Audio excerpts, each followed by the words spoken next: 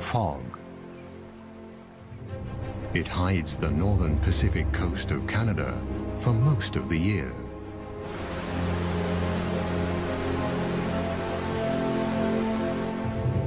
This is the Great Bear Rainforest, a forest full of mysteries and wild creatures.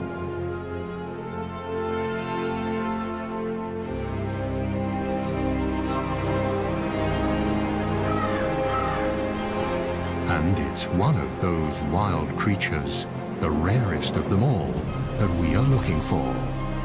Mochkmol, the spirit bear.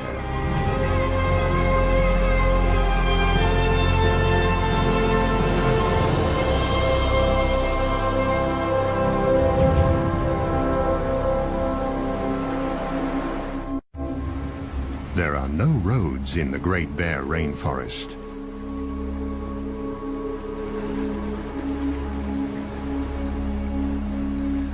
This labyrinth of islands is best accessible by boat.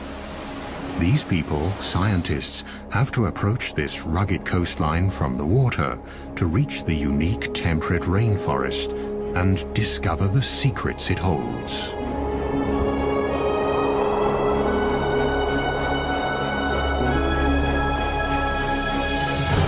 Few regions on our planet produce as much biomass as this rainforest.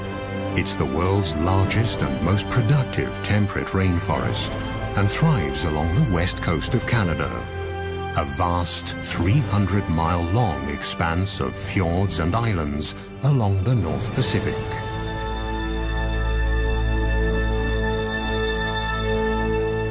Since time immemorial, these islands and forests have been home to Tsimshian nations of the Gitga'at community.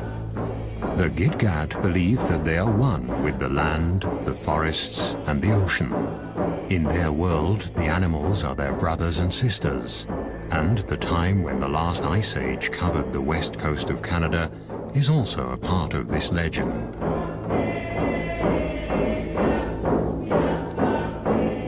Raven, the creator, wanted to leave a memento of the ice age, and so he decided that every 10th bear should have white fur.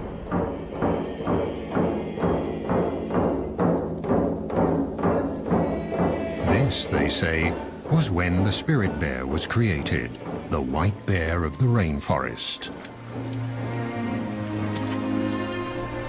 To this day, these bears live deep in the forests, on the islands and along the wild rivers of the northern British Columbia coast.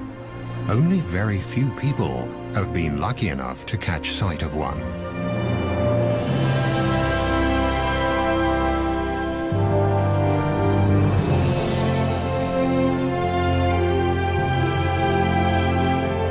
Like a gigantic wall of granite, the coast mountains block the clouds that roll in from the Pacific Ocean, causing them to rise up and drop their moisture. This almost incessant precipitation is the motor that drives the rainforest. A motor that never stops and never falls silent.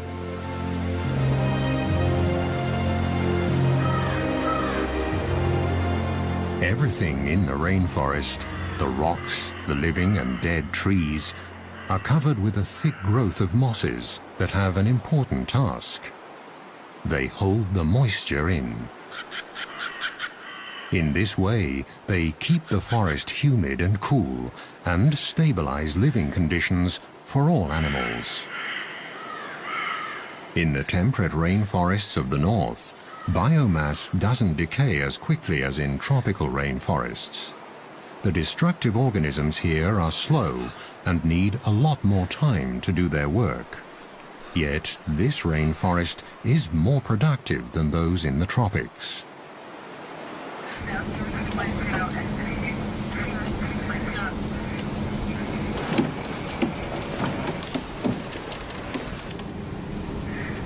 In this remote region, it isn't easy to do research or even travel at all.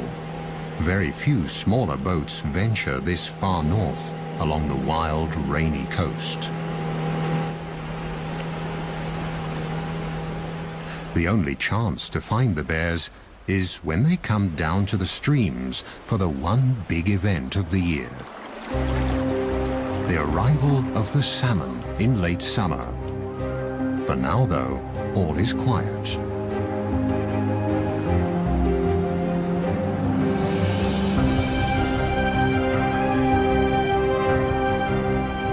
Is this the quiet before the storm?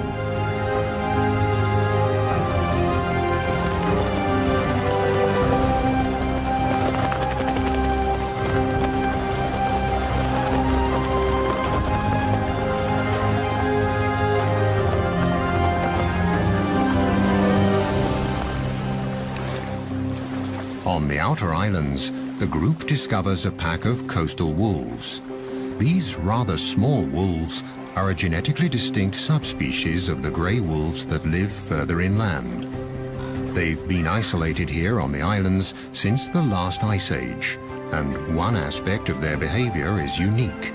They're the only wolves that feed on fish. In fact, they live on fish and beached carcasses of marine mammals.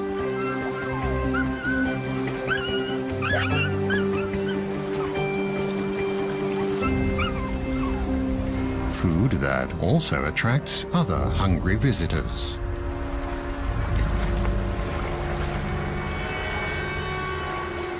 But the pups have nothing to fear from the black bear. During the spring and summer months, the bears eat berries and grass, and they move slowly to save energy, because there are not enough nutrients in the grass to help them gain weight.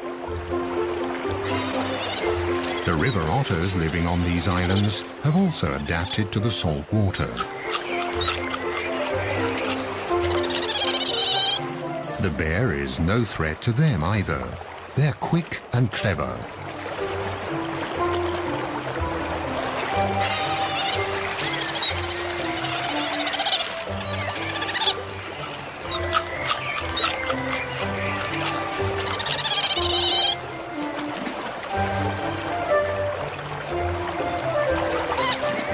The intertidal zone is their buffet. Mussels, small crabs and fish are their favorites, and they're always inquisitive explorers.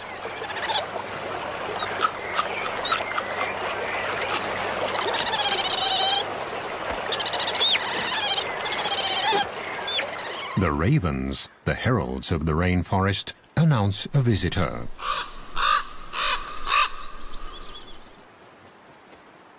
Marvin Robinson is a Tsimshian guide and a member of the Gitga'at First Nation. He's also looking for the salmon and the bears, the secret spirit bears. This forest means a lot for me. Like about 18 years ago, this is the very spot that I've seen my first spirit bear.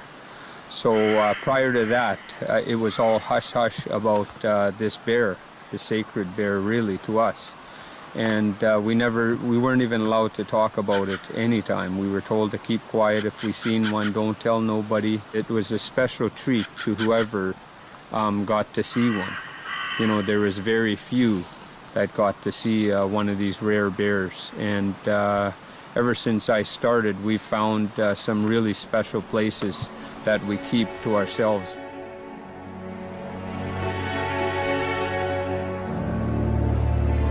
And indeed, the places here are special. On the outer islands, waves and winter storms have created magical beaches. Most of the islands in the Great Bear Rainforest are rocky and precipitous. Wide estuaries and shallow coves are rare. But the steep cliffs also offer food. Here, with a little luck, a visitor could get a first glimpse of the mystic animal the experts are looking for, the famed spirit bear, one of the rarest animals on Earth.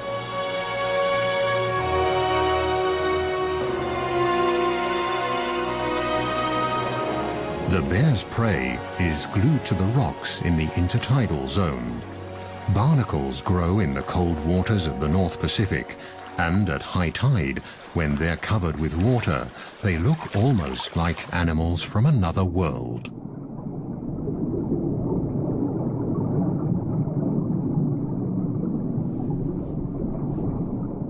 Their feathery arms filter plankton out of the water. It's hard to believe that these little creatures are related to crabs.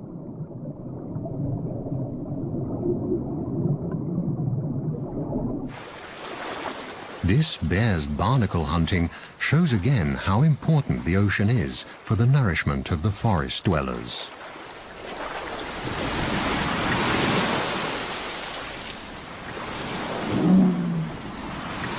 And there's enough nutrition to feed even the largest animals that roam the waters, the whales. At low tide, barnacles and mussels are exposed along the rocky shores. Their shells are closed tight. For the spirit bear, detaching them from the rocks is no problem, and the reward is a very tasty snack.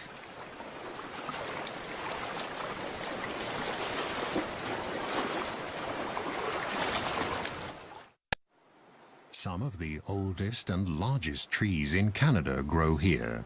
The giant Sitka spruce, the ancient yellow and red cedars, and the hemlock, trees that need the cool, the fog, and the rain. They are the foundation of the temperate rainforest.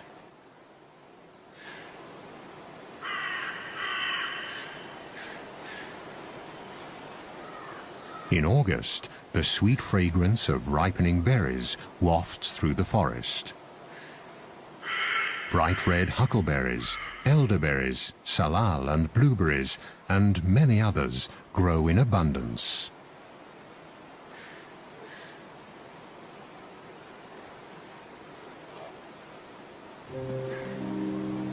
For the bears, the berries are a crucial staple to tide them over the leaner months of the summer before the salmon arrive.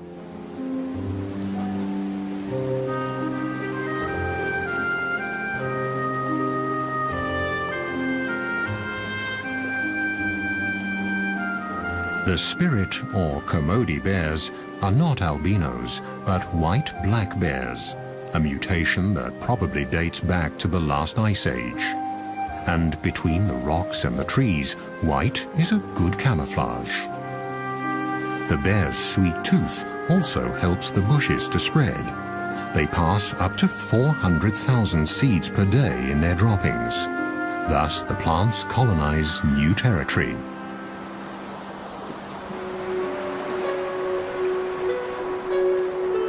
In the temperate rainforest, fog can cover the land in a grey veil within minutes. And it can plunge a sunny landscape into deep gloom. Along the mainland coast, the islands of the Great Bear Rainforest lie close together. At high tide, millions of gallons of nutrient-rich salt water rush inland through the narrow channels to flow back out at low tide, thus linking the ocean and the land. The currents sweep along everything in their path, creating a rich broth full of life.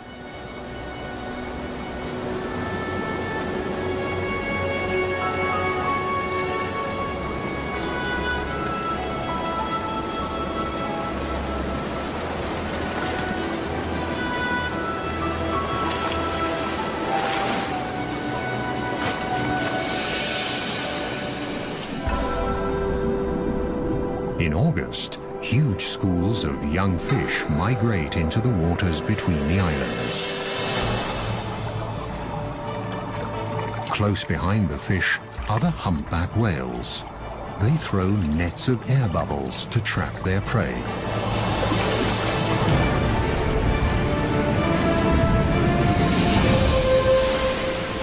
Success.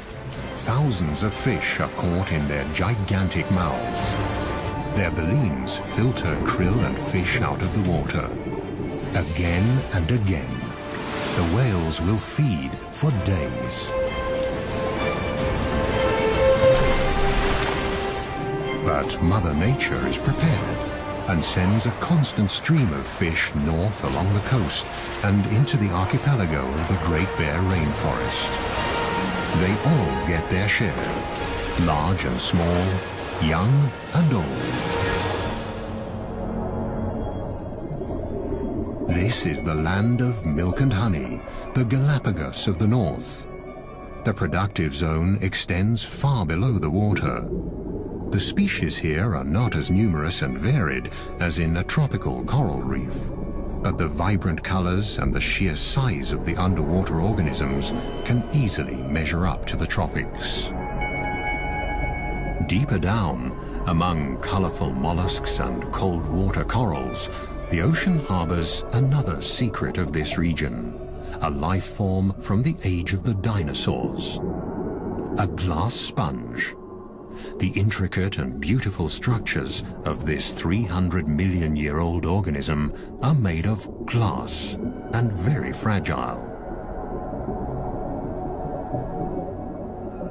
The rivers and streams of the Great Bear Rainforest wash sediment into the ocean constantly, and the nutrients slowly sink down and feed the coral. Its red branches that can thrive in this 6-degree cold water are the perfect hideout for small crabs and fish.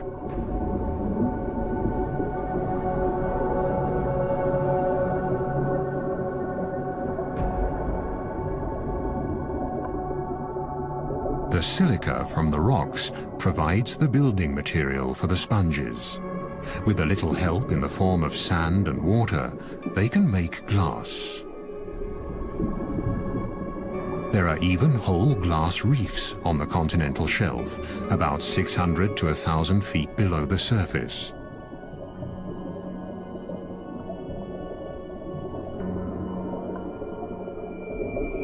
These ancient organisms build complete reefs, powered by nutrients and runoff from the rainforest.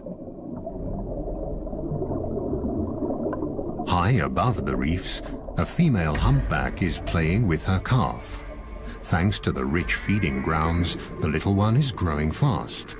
In a few months, when they leave the cold waters and head south, they'll need all their strength.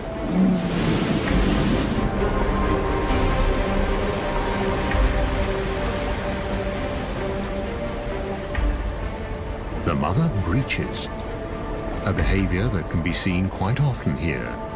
Nevertheless, it's a spectacular show.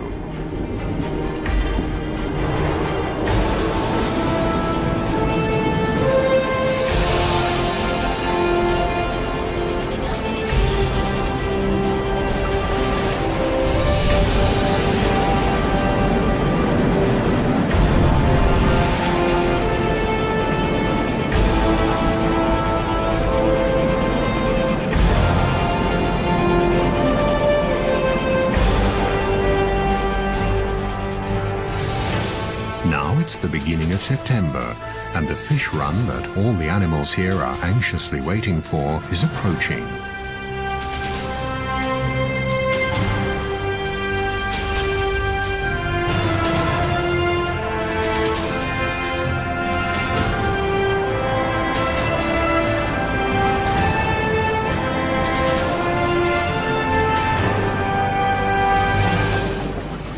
The group steers the boat west to the edge of the open ocean, where a colony of sea lions await the fish on windswept islands at a safe distance from bears and other predators.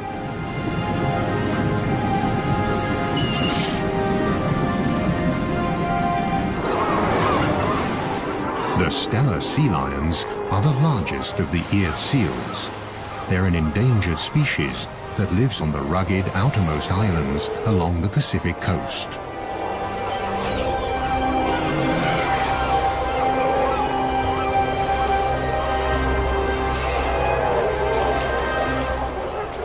The strong, territorial males can grow to a length of more than 10 feet and weigh up to 2,500 pounds. Each of them has a dozen or more of the much smaller females in its part of the colony.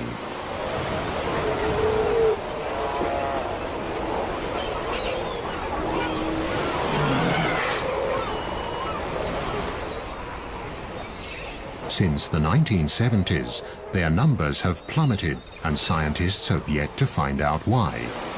Overfishing of the Gulf of Alaska could be one of the reasons.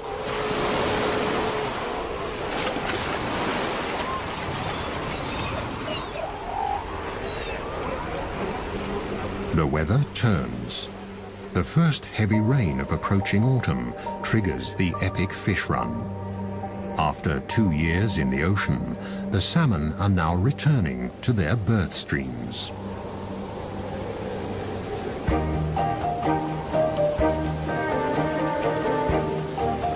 Are the fish here yet? A mother bear and her 2 white cubs patrol the shores of Princess Royal Island. Here, 1 in 10 black bears is white. The white fur color is passed on through a double recessive gene. White cubs will only be born if both parents carry that gene. And bears with black fur can also carry the spirit bear gene.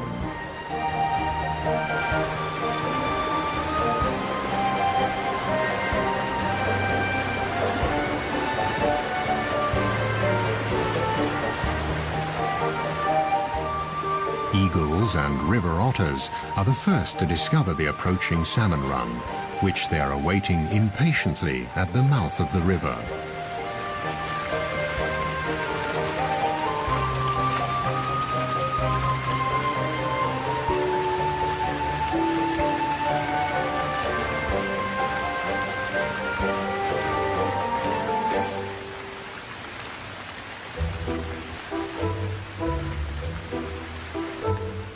Further upriver, a black bear mother checks the water level. It's still too low for the salmon to come. This little bear will see the salmon run for the first time in his life.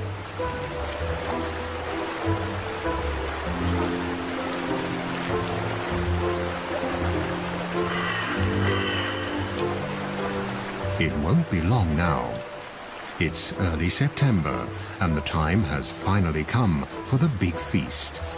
Eagles and bears, sea lions, otters, even the trees are waiting for the arrival of the year's biggest single source of nutrition.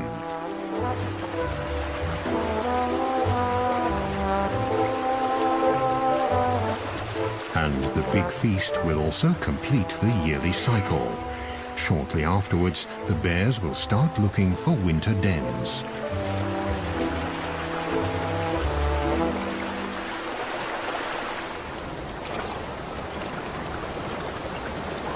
Bear tracker Marvin Robinson is hopeful. The rivers are rising. He's checking for clues on the islands as well as on the mainland.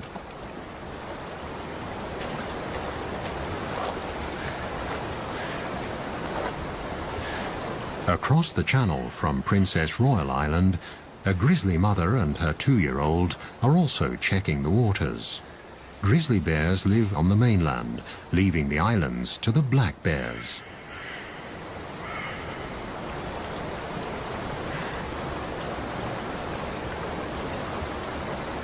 Grizzlies usually live higher up in the mountains, but for the salmon, even they descend to the estuaries along the coast. Marvin is concerned. The rains came late. He hopes the salmon run won't be affected.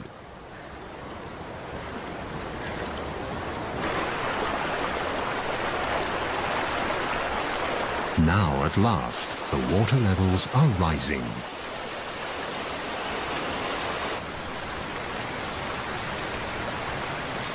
The grizzlies use the waiting time to stock up on sugar, trying to pull the last crab apples off the trees along the riverbanks.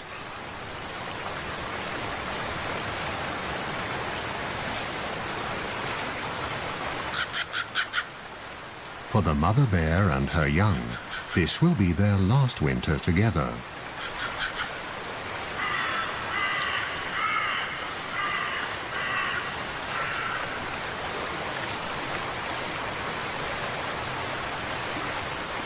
If she can fatten up enough for the winter, she'll have a new cub next spring. But if the salmon run isn't good enough, she'll reabsorb the already incubated egg in her womb during hibernation. Still no salmon, but now the autumn rains have really picked up. This region gets an incredible 4,500 millimeters of precipitation per year. That's 4 times the rainfall of a wet city like Vancouver, further south along the coast. This is a true rainforest. Autumn has arrived, and the first geese are migrating.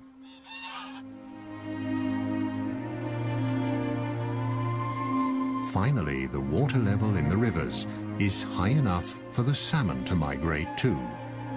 They'll return to the self-same waters where they were born, among the gravel banks upstream. At 12-hour intervals, at high tide, new waves of hundreds of thousands of fish will rise in the river deltas on the coast and make their way up the streams.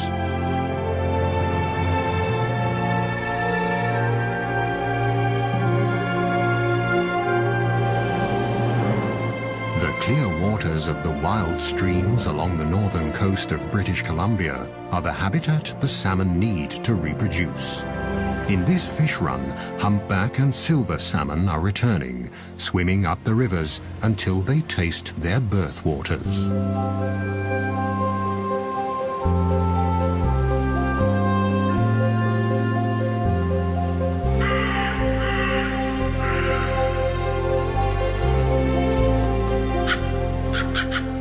They're here. The ravens, the heralds of the forests, spread the news. It takes stamina and blind determination for the fish to get to where they have to go. It's now or never. This is their only chance to reproduce. But the predators are already lining up. From the seagulls to the otters, they all want their share. For the animals of the Great Bear Rainforest, the waiting is finally over.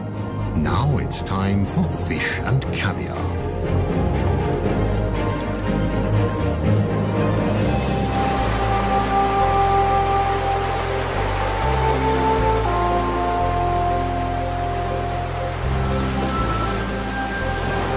The fish that don't make it are swept away by the raging current, ending up on the rocks and in the kelp of the intertidal zone, right at the feet of the waiting bald eagle. Its sharp beak is perfect for tearing up fish.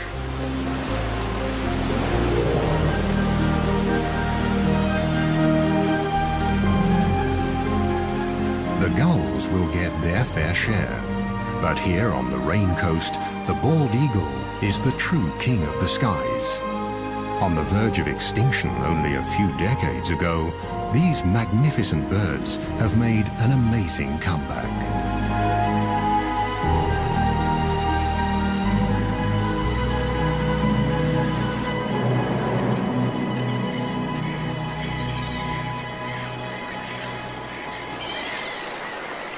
On a bank in the stream, the raven patiently waits for the black bear to finish his breakfast. Without the bear, he wouldn't be able to get to the food. The skin of the fish is simply too thick.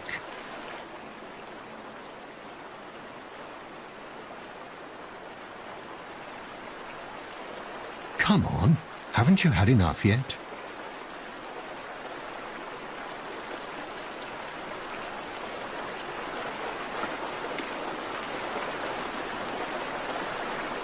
One salmon that never fulfilled his reproductive destiny. He died on the home straight. The coastal wolves are also joining in the feast. The estuaries are now full of fish.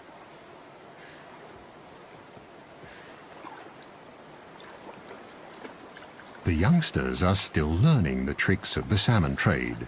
They follow their mother, and she tries to teach them. But for them, catching fish is still a game.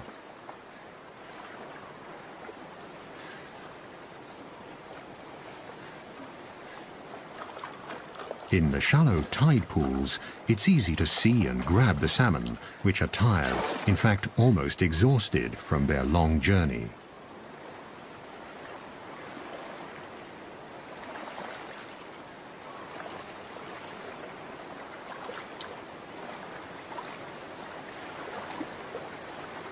The death of this fish seems futile. There are so many of them, easy prey for the hunters. But it's not the individual fate that counts here. With their sheer numbers, the salmon feed the whole ecosystem.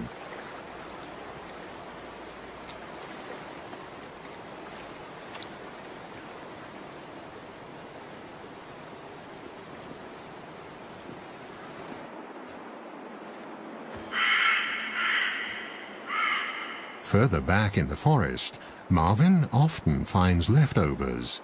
Sometimes the wolves carry the fish deep into the woods. The wolves don't consume the whole salmon.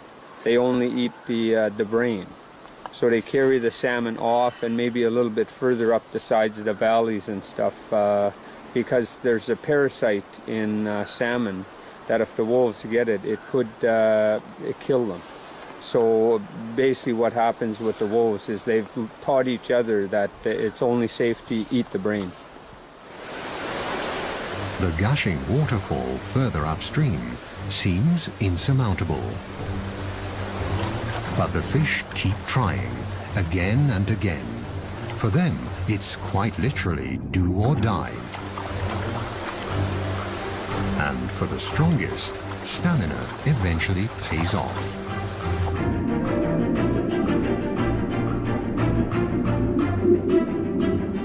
This salmon was born here 3 years ago. Now it has returned to its birthplace to spawn, in perfect sync with all the others of its generation.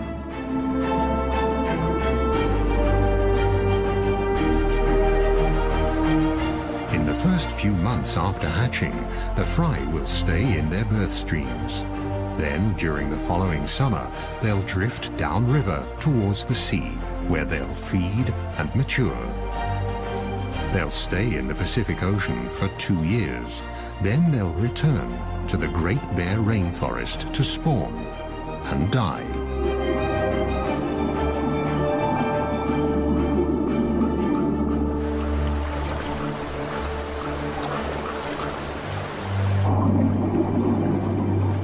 In a rush of hormones and wild abandon, the fish become oblivious to their surroundings and their predators.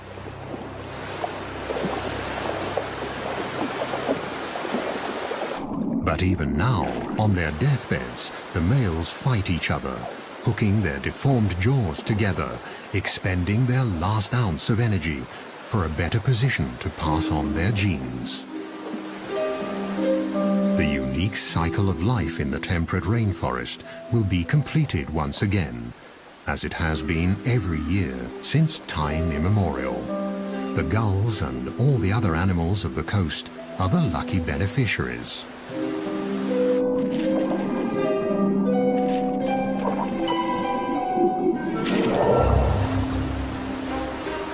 Foraging has become an easy task for the bear as well. The fish are in a daze, without much perception of their surroundings. They'll only react when the paw almost touches them. And jump is not an option anyway.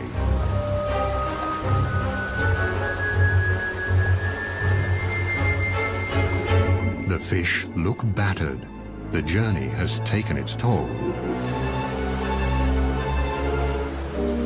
Now the bears can afford to pick and choose. This spirit bear even leaves a half-dead male salmon, discolored by fungi that have developed on its return to fresh water.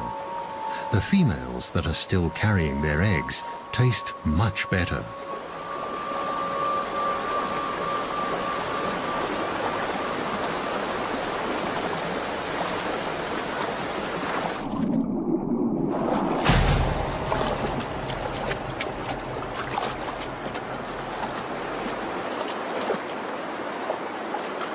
During the 10 days of this salmon run, every bear and every wolf will each carry about 1,600 fish off into the woods.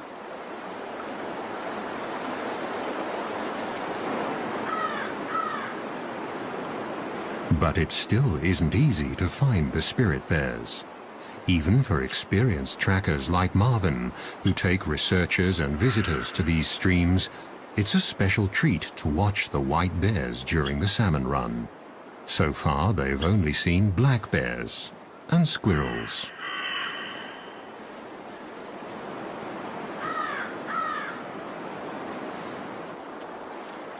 But they can watch various other animals and their behavior during the run.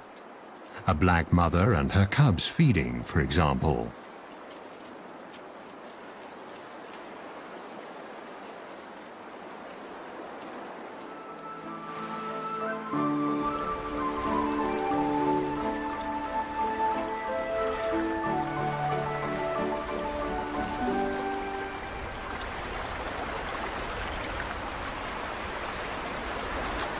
Let's see how to get to the fish.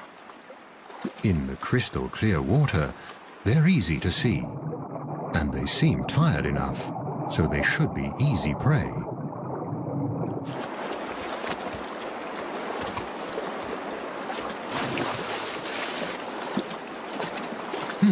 That wasn't too successful. The cub might need to practice a bit to become an expert in salmon hunting. Marvin, the tracker, has been walking the creeks for days now. Then, suddenly, there it is, Mochkmo, the prodigious spirit bear, one of the rarest animals on Earth, and one of Mother Nature's miracles, right in front of his eyes.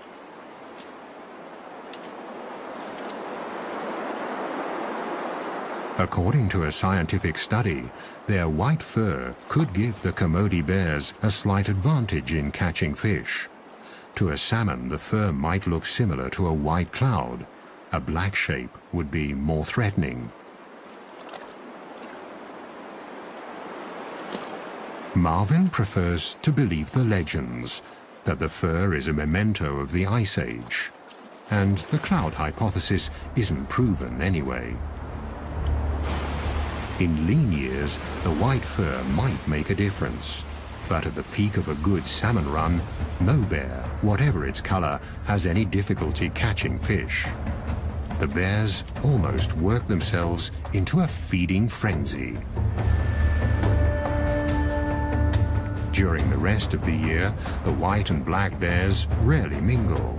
But now they all converge at the prime spots on the streams.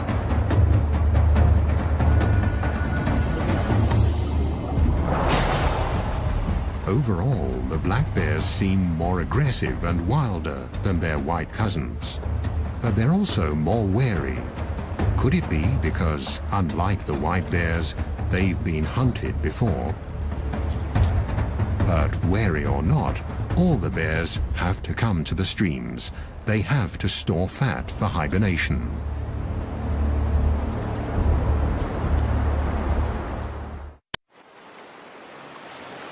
There has been enough fish here for man and beast for thousands of years.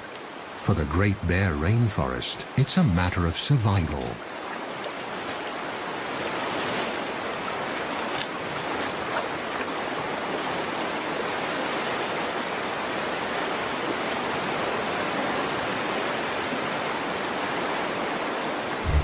Let's hope for these young bears at their first salmon run that the future will hold the same life for them as the present.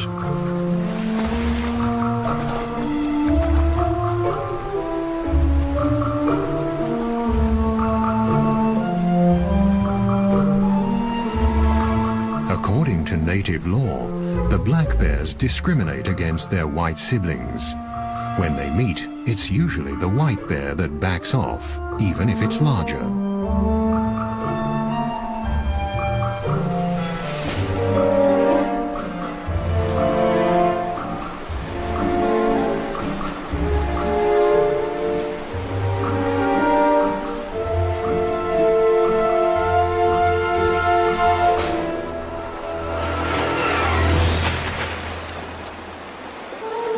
One last fish for the road should be all right. There are so many of them. But the envious competitor is watching, and so the spirit bear withdraws.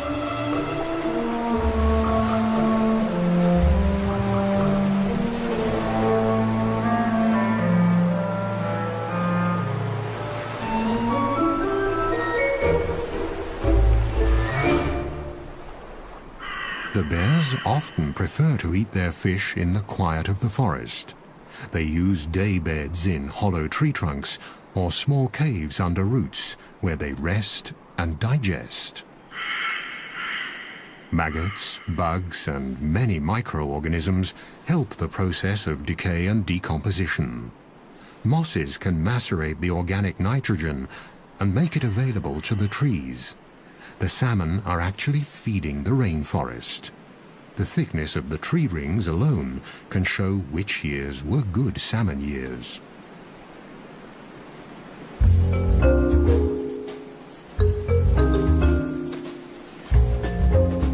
Just a few weeks later, autumn sets in. The salmon run is over, but the forest and its animals have gathered crucial reserves and strength for the winter. Now it's time for some of the smaller ones to stash away seeds and other winter provisions.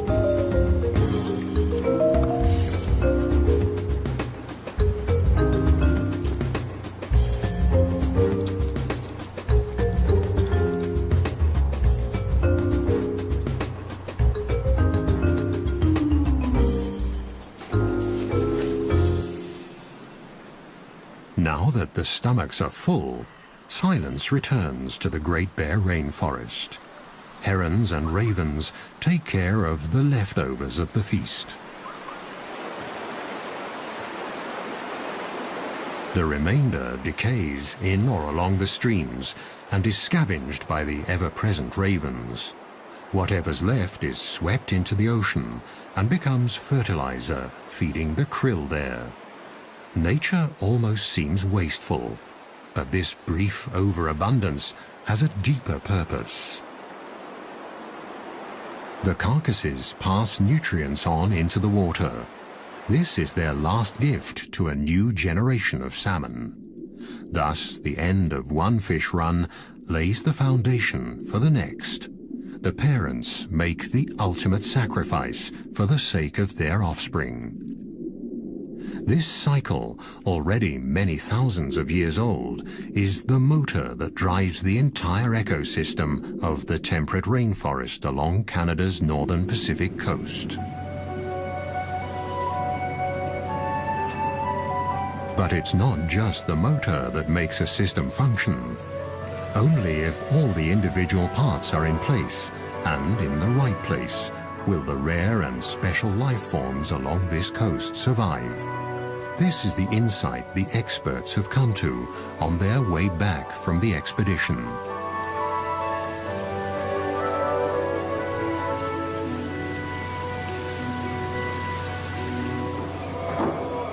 It's a lesson the people of the rainforest learned a long time ago. Their songs and icons tell of all the creatures of the forest and the ocean.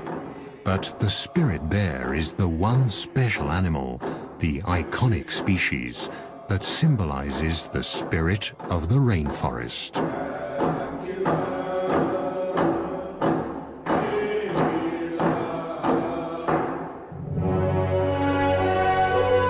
The freshwater streams and the mountains, the forest and the ocean, the winds, the plants and the animals. They all had to play their parts just right so that this temperate rainforest of Canada's northern Pacific coast could develop over thousands of years. It's a system that needs to stay intact, because only then will Mochgmo, the spirit bear, have a home for the future.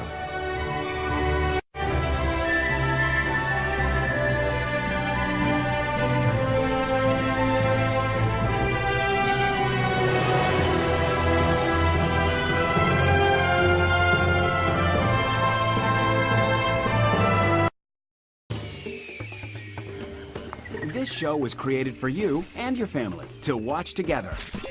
Welcome to Nat Geo Wild.